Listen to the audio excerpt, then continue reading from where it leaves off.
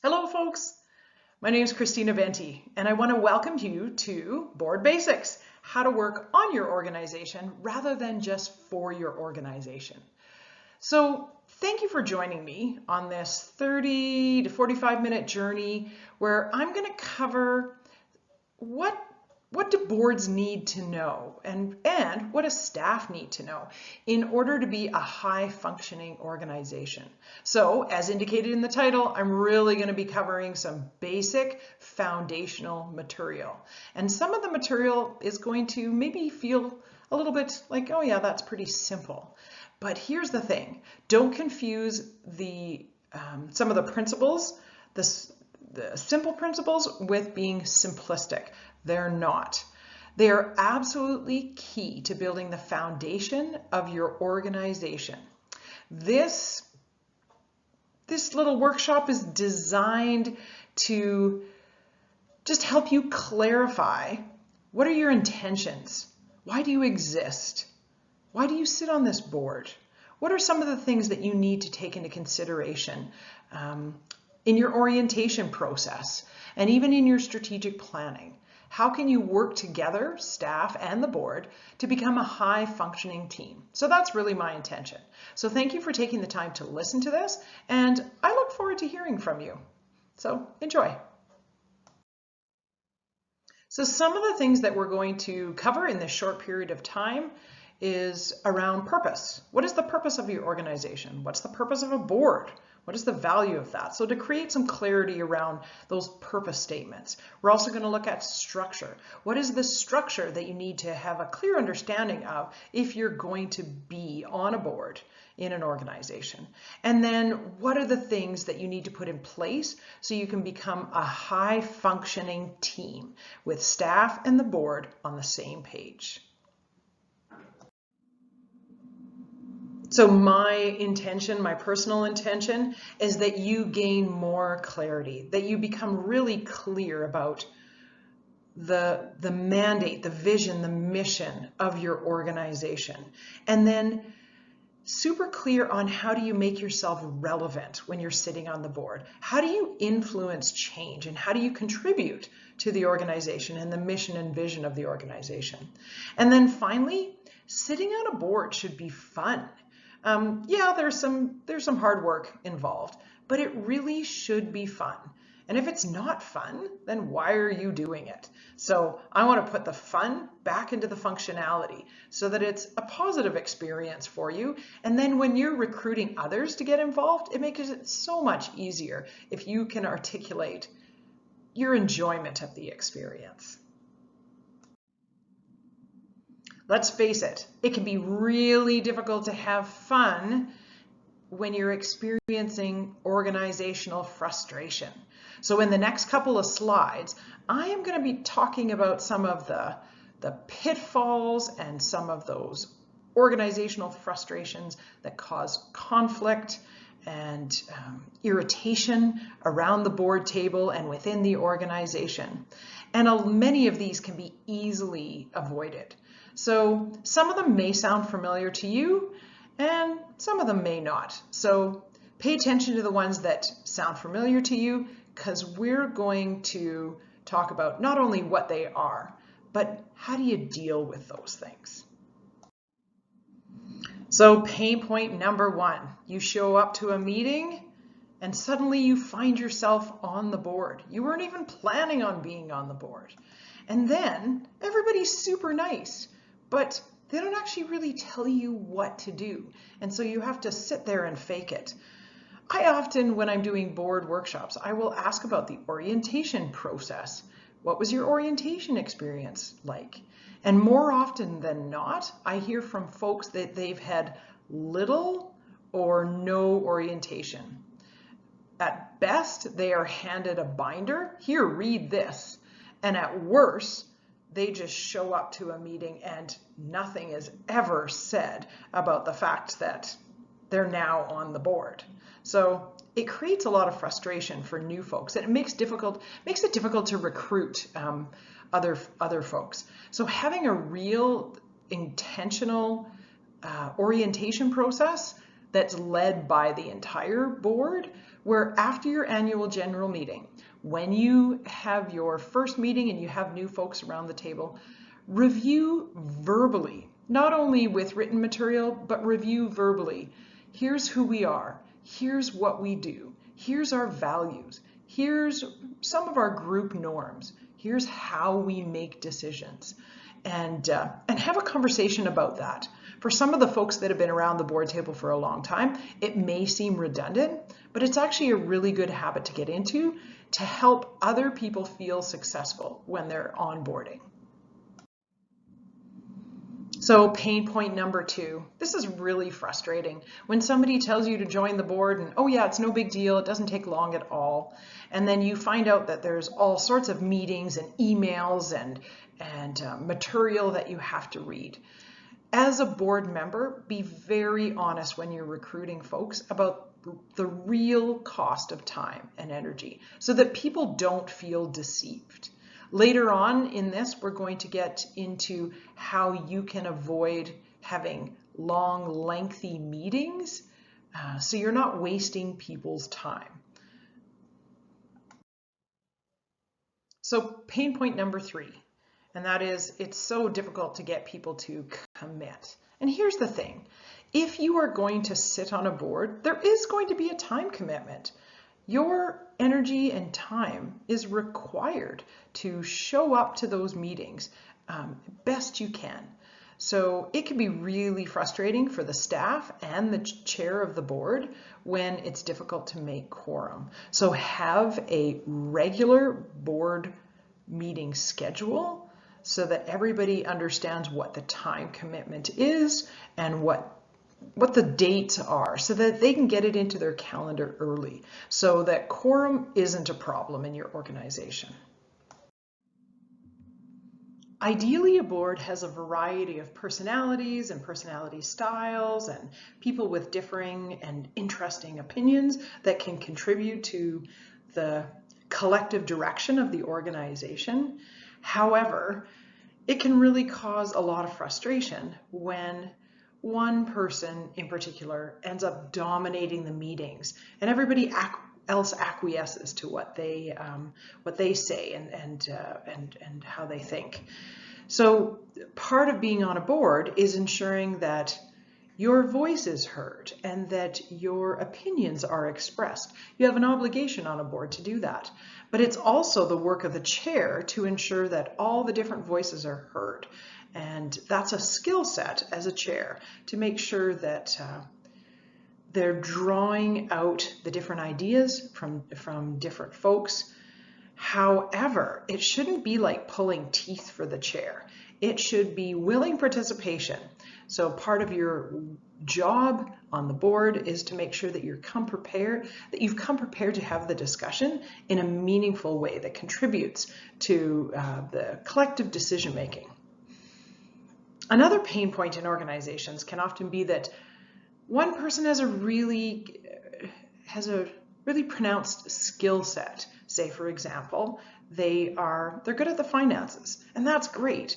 But if you're sitting on a board, everyone has a fiduciary responsibility. And so having some level of awareness around the financial aspects of the organization and making sure that you can read financial statements. There's lots of courses around to build up the skill, build up your skill set when it comes to reading financial statements and understanding finances in an organization, so that you just don't rely on that one person to dominate the discussion and to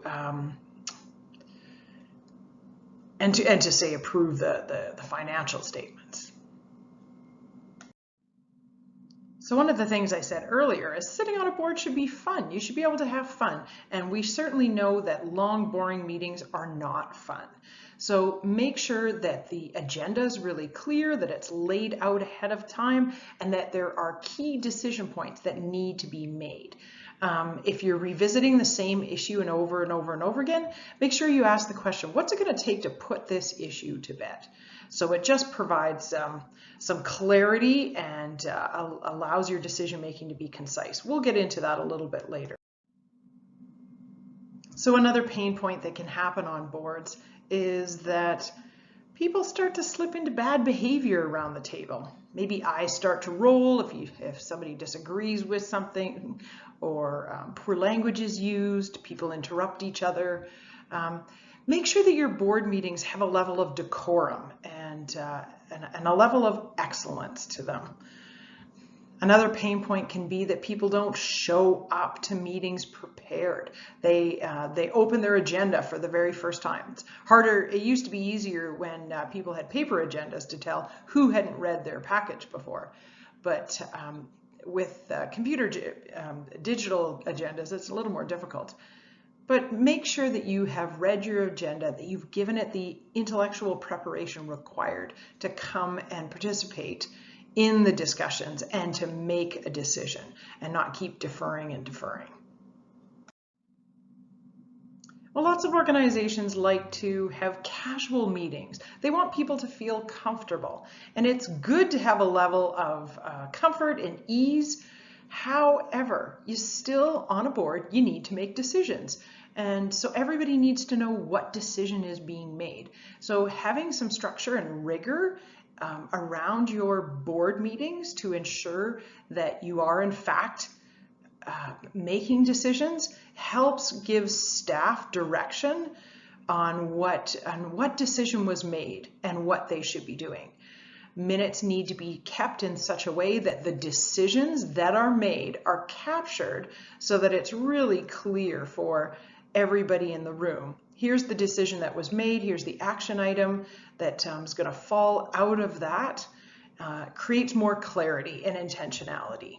So it's good for staff. Our memories are short, right? And we may not remember the discussion that was had. But when you have a more formalized, structured meeting to ensure that you determine what decisions you've made, that just makes things a whole lot easier. So once a decision is made and direction has been provided, then it is key to carry out that direction. One of the pain points that can often happen in boards is that we can be overly responsive to a critical minority after the decisions have been made.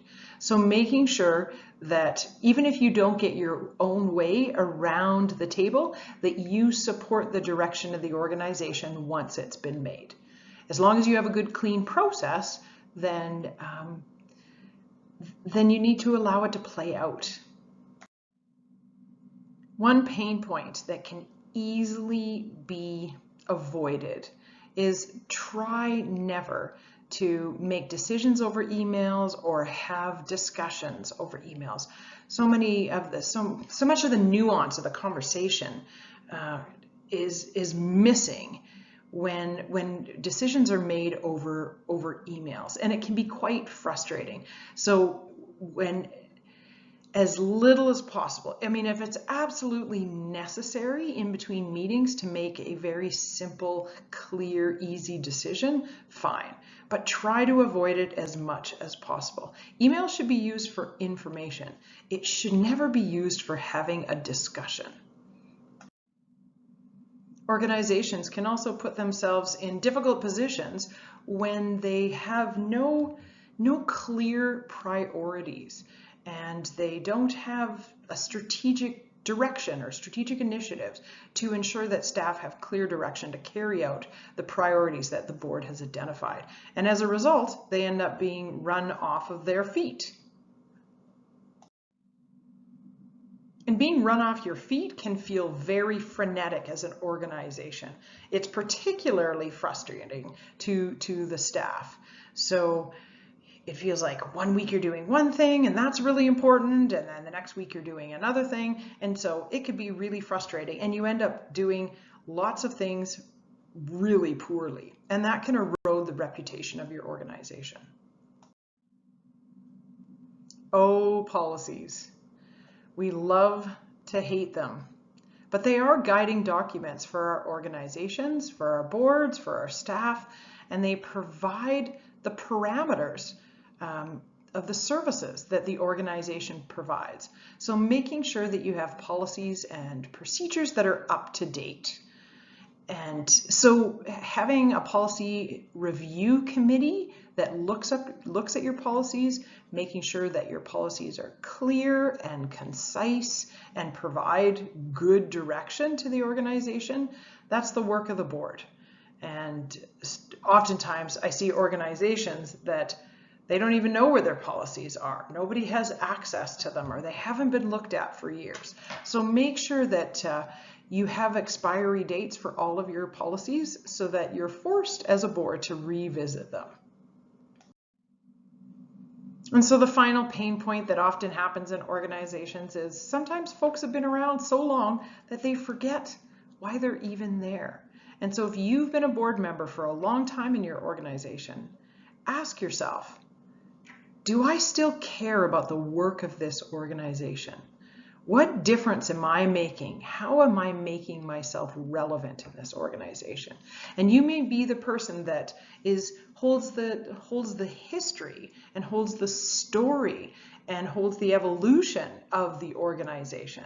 And so your role is really key, but you need to articulate that and make sure that you still have that passion for the organization, for the work that it does, and work to keep that intact.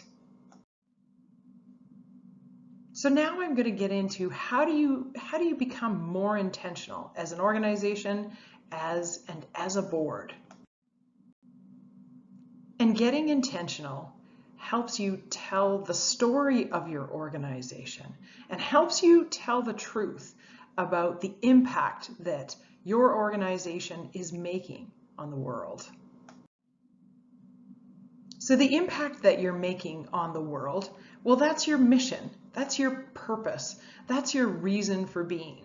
So part of having doing orientation ought to be that yearly after the AGM, you have a discussion about why you exist.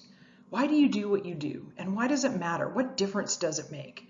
And who do you serve? Who's benefiting from the work that your organization is doing?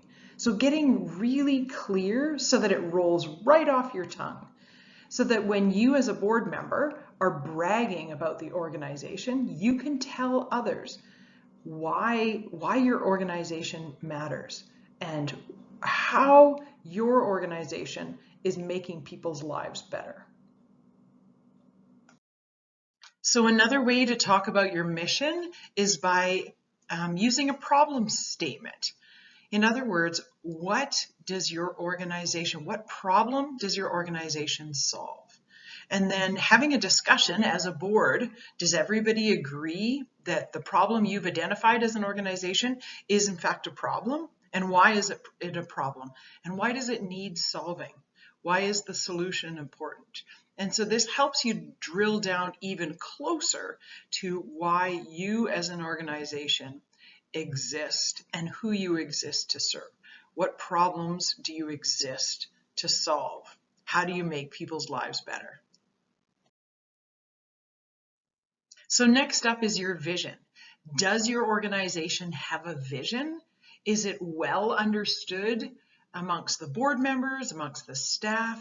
Is it easy to articulate? Are there some visual images attached to it? So you really need a vision statement to identify collectively where are we going as an organization and what is our desired future. So a fun exercise that you can do, and you can do this on a yearly basis, but certainly when you get new board members, is to break up into groups and do some drawing. So draw a picture of what's your current state. Where are you at right now as an organization? What are some of your successes and what are some of the things you're bumping up against? And then draw a picture of your desired future. Where are you going? Going back to that, what problem do you solve? How do you make people's lives better? And create some images of how people's lives are better because of your organization. Add lots of color and images and some words and create that visual picture. It can be very stimulating to the creative brain. So not just using words, but some images.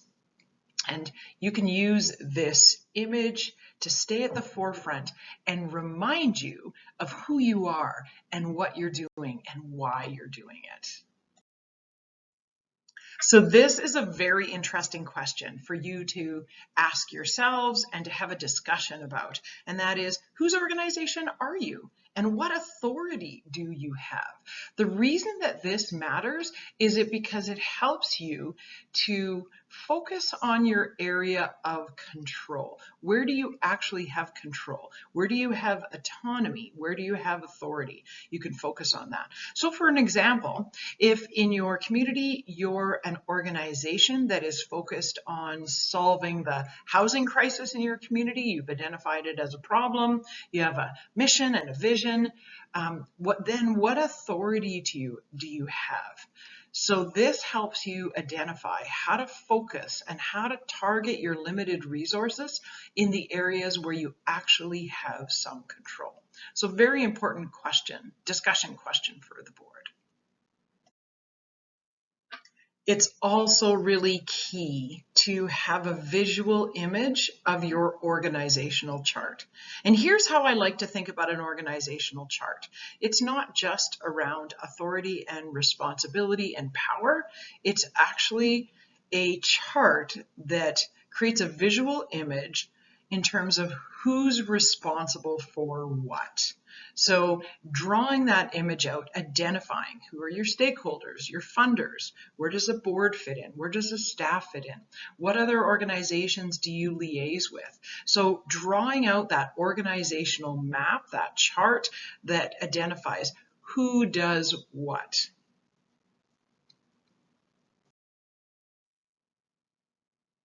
Being able to identify collectively how you make decisions is also highly beneficial to your team, to your organization, to the staff. Work like creating a code of conduct or a conflict manifesto or a team charter, those sorts of activities may seem rather redundant or a waste of time, but once you do them and have them in place, they become your foundational agreements that you have on how are we going to work together to move our mission and vision forward. And when things are going well, you kind of get to ignore them. But when things go sideways, when there is conflict and difficulty, you're able to remind yourselves collectively of what you're focusing on, what problem you're trying to solve, and how you want to work together and how you want to treat one another. So putting those things into place, reviewing them on a yearly basis, once again, very beneficial for your organization. How often do you have a conversation as a board about who decides what? What does the staff decide? What is their level of authority? What about the board? What do they decide? So having a discussion about who decides what, how to communicate those decisions, what the various administrative roles are on the board. For example, the chair, the vice chair, the secretary, the treasurer. What are all of those roles? Have those been clearly identified? That's very helpful for those who are considering those roles to know what the scope of that job is. It's really key to identify who communicates what and when. There are times when it will be the board chair's job to communicate, and there will be times when the executive director or the manager or the senior staff of your organization, it'll be their job to communicate. When it comes to communication from the board chair, it's really key that the chair remembers that their job is to reflect the will and the decisions that have been made on behalf of the board, around the board table, to reflect the democratic process that took place and not to reflect their own will. Same with the staff. Their job is to reflect to communicate the decisions that have been made by the board and then how they are carrying out those decisions. So it's, again, an important conversation to have so that you clear up who does what. So many organizations almost never ask this question, but it's also an important question, particularly when you're experiencing mandate creep and the staff is feeling overwhelmed, or the organization is feeling overwhelmed with all the things that you've taken on.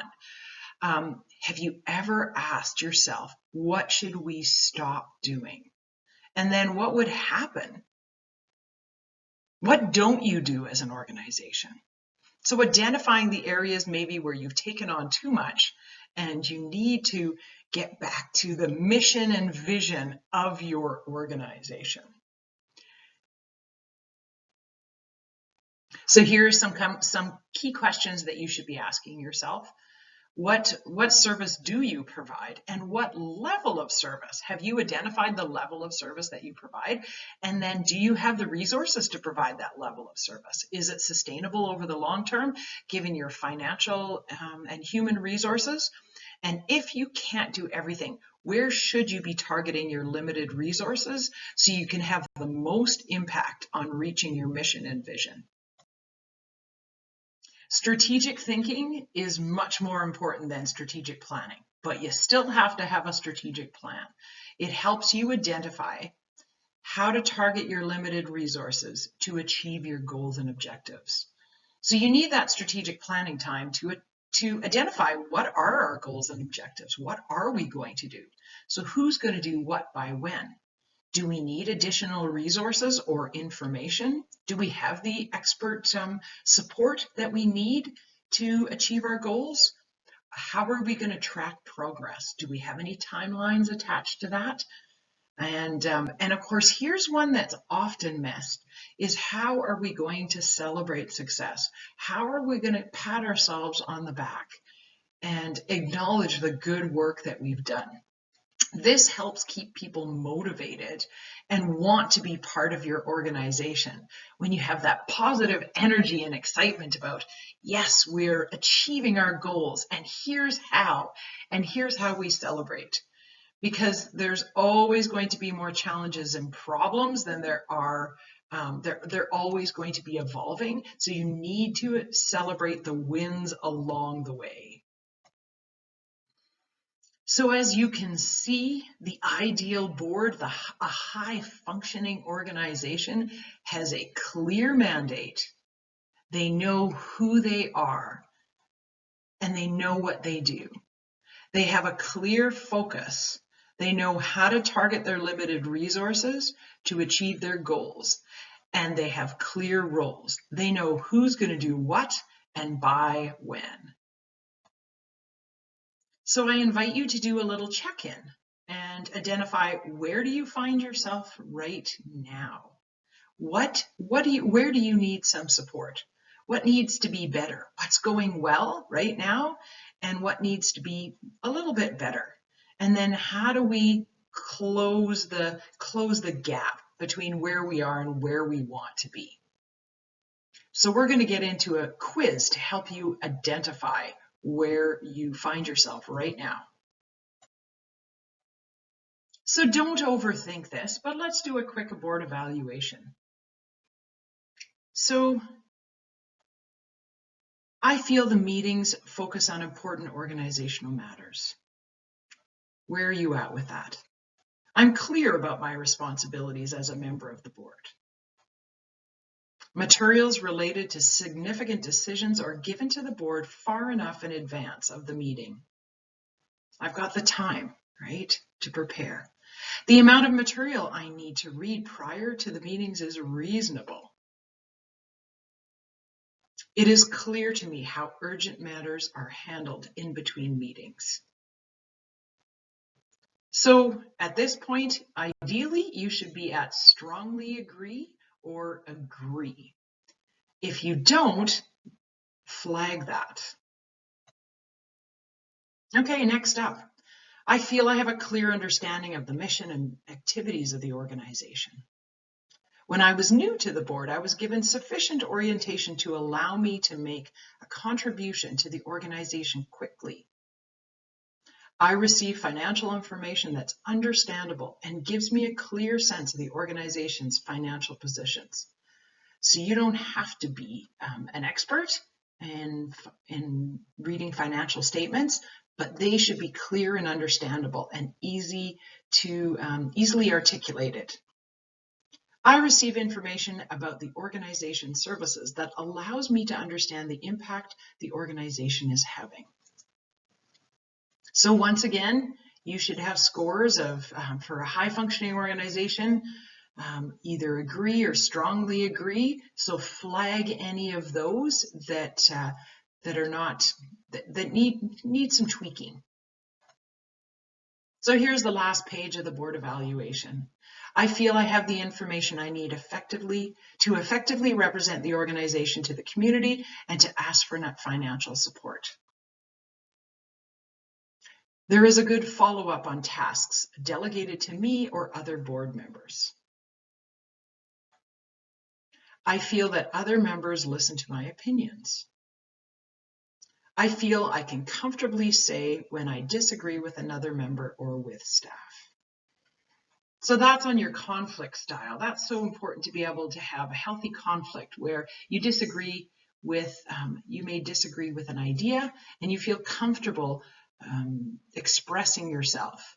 And then you don't take things personally. There's not a feeling of defensiveness. You get to articulate your position, somebody else gets to articulate theirs, and then you move towards a decision, and it's not something that's taken personally, and there's no finger pointing. So healthy conflict styles. So once again, you should be at agree or strongly agree. Is there anything you need to flag there? Oops, I made a mistake. We got a couple more pages to go. Hang in there. So the board gives honest feedback to the executive director and other staff.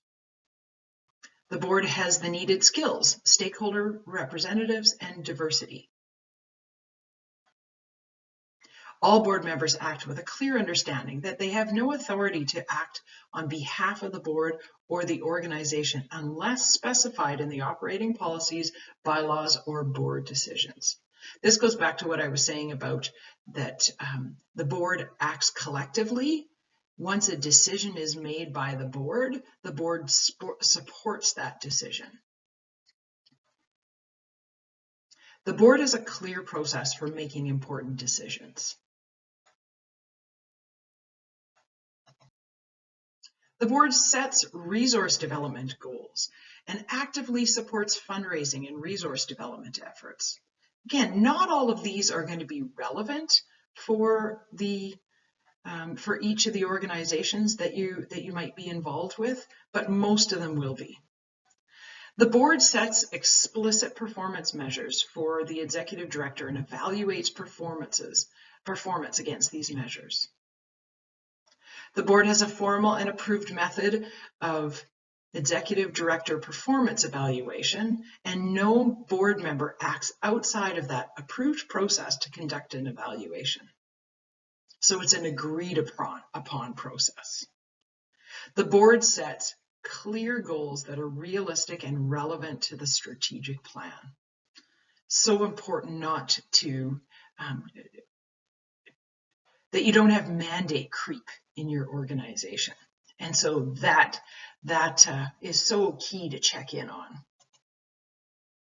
So hopefully that evaluation gave you an opportunity to pause, reflect, where's our organization? What are we doing really well? And what areas do we need to focus on to become more functional, to raise the bar, to pursue organizational excellence? So by identifying those gaps and then setting some goals and objectives around where you need to improve, will set you up for success as an organization. But I want to remind you that it really is, as an organization, it is consistency, not intensity, right? It's consistently looking to better yourself as an organization. So in order to be intentional as an organization, start with being curious, particularly if you're a new board member. Be curious, ask questions, enter with inquiry. Whether you're staff, whether you've been there for a long time, or you're just joining the board, be curious about what it is the organization is doing, and curious about, again, how can you do things better? And part of being intentional is making sure that you stay focused on your mandate, on your mission, your vision, your goals. And that means you're going to disappoint some people. And sometimes that can be very uncomfortable. So don't shy away from the discomfort, but focus on what your intention is as an organization. When you are looking to recruit new members to your board, don't just take any warm body. Make sure that you look for people that have the same passion and interest in your organization, that are able to commit the time and energy required to learn the processes and to contribute to the board in a meaningful way. That will help set them up for success as well as you.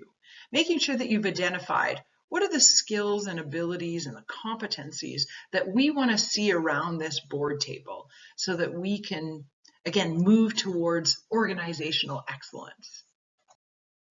So organizational excellence and intentionality requires clarity. People don't want to meet for the sake of meeting. They don't want to waste their time. So making sure that your meetings are focused and that you've identified what you're trying to achieve in each meeting and then what you've agreed upon. So making sure that you have some discussion. Okay, at the end of the meeting, what have we agreed upon? And is it clear? Does everybody have the same understanding? Who owns the action items? And when will they be accomplished? And what's going to be the follow-up? And so it can make sure that you're identifying realistic timelines, but at least have some timelines so that you can, and some clarity in terms of what it is that you're doing so that people feel successful and they feel clear in terms of who's doing what. Intentionality also requires that you focus and target your limited resources, human and financial, in the areas where you have some control. So what I recommend is that about 85 to 90% of your efforts fall within your area of control. And then the rest of your time and efforts, that falls in your area of influence. Try to spend as little to no time in your area of concern where you have no control or no influence. And don't be afraid to course correct when necessary. There's a lot of distractions out there, and you want to make sure that your agenda mirrors the mission, vision, and goals of your organization. And when you get off track, just bring yourself back. And that's the job of the whole board and the staff, is to bring that collective temperature check and reminder to course correct and bring everybody back online. So what's the secret ingredient for you? Why are you involved in your organization? So don't forget that your love, your passion, your empathy, your care, your business and financial acumen, your intelligence, your intellectual curiosity, those are all the ingredients that make for a good board. Because at the end of the day, it boils down to people and community. And together, we can achieve so much more than we can by ourselves. And sometimes when we're dealing with people, it's messy and confusing and uncomfortable. So embrace that messiness, embrace the discomfort, and remind yourself that the secret ingredient is you and your desire to make a difference in your organization for people that need you, that need your passion and your care. So thank you for what you do. So that's it, folks. Thank you so much for taking the time to watch this Board Basics video. I trust that it was useful to you and that there were a number of questions that you can take back to your board, to your organization, and have some dialogue about. And so even though some of the questions were fairly simple, they should reveal a layer of complexity that's involved in your organization. But it also should create more intentionality and clarity and move you towards organizational excellence. Thank you for the time that you take serving the community, serving stakeholders, making people's lives better. It makes a difference. You make a difference. So I encourage you to keep up the good work and inspire others to be part of your organization and share your passion and take up your cause. Please reach out to me if you've got any questions or comments. My website address is on the slide. My email address is christinabenti@christinabenti.com. I love hearing from folks and I love having conversations, so I welcome the opportunity to hear from you. Thank you very much.